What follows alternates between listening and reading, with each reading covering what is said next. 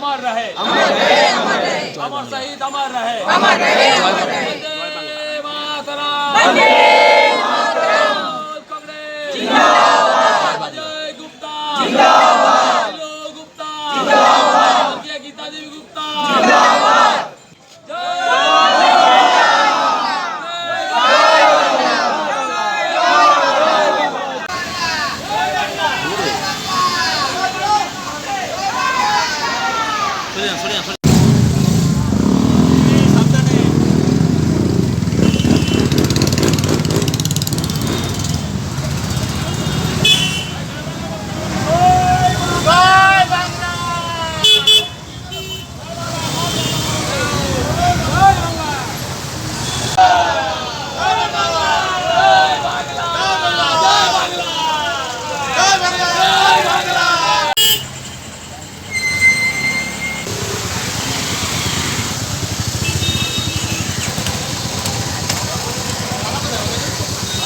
কিচ্ছু করবে না, প্রত্যেকবার থেকে আরো বেশি বাড়বে।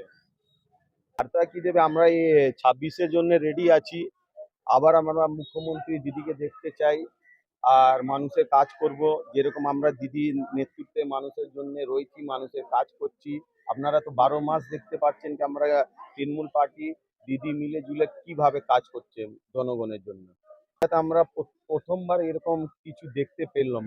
ভবিষ্যতে আমরা অনেক জায়গায় অনেক মুখ্যমন্ত্রী হয়েছে রাজ্যে, আর এইভাবে কেউ কাজটা করেনি যেভাবে দিদি মানুষের ঘরে ঘরে গিয়ে প্রসাদ দিয়ে এসছেন। এটা একটা অ্যান্টিক, এরকম জিনিস আমি আজ পর্যন্ত দেখিনি। তো করবে, ওদের তো কাজ আছে মন্তব্য করা। একটা দেখুন, ওরা হিন্দু হিন্দু করে করছিল, এবার দিদি আমাদের এই হিন্দু ভাষীদের জন্য বাঙালি এত ভালো মন্দির করে দিয়েছে, তাকেও নিয়ে ওদের অসুবিধা। ওরা কি জাতের লোক আছে আমরা বুঝতে পারছি না। এটা খুবই অন্যায় কাজ। আমাদের ভারতবর্ষে সব জাতের লোক থাকতে পারবে, সবাই কেউ কাউকে বলবে না কি এটা বাঙালি আছে, এটা বিহারি আছে, এটা মুসলমান আছে। কেন কি বাঙালে এই বাটোয়ারার পরে যারা এই ভারতবর্ষে থেকে গেছে, ওদের পুরো অধিকার ভারতবর্ষে। এটা খুবই অন্যায়, যারা বঞ্চিত করছে বাংলা লোক হতে দেবে না এটা। একদম একদম, কেউ আগার বাঙালকে হিংসা ইয়া নোংরামি করতে চায়, আমরা সব কেউ মিলে ঝিলে বাঙালি, হিন্দুস্তানি, মুসলমান, শিখ সব মিলে আমরা লড়বো বাঙালির জন্য। দিদি কাজ করেছে, কাজের ক্ষেত্রে দিদির জয় হবে। ভোট ভেঙে দেবে এবার, প্রত্যেকবার থেকে এবারে বেশি ভিড় হবে। অজয় গুপ্তা। বাংলাভাষীকে বলতে চাই, লোকজনকে বলতে চাই কি ওনারা দলে দলে যোগ দিয়ে ভিড়টা এমন করুক কি বিরোধী পার্টি কিছু বলতে পারে না, তার মুখ ঝামা হয়ে যায়। বাস এগুলো এটাই বলতে চাই। আর দিদি আজকে যা বার্তা দেবেন সেটা মনে হবে খুব ভালোই বার্তা দেবেন, আর জনগণ তাকে ফলো করবে।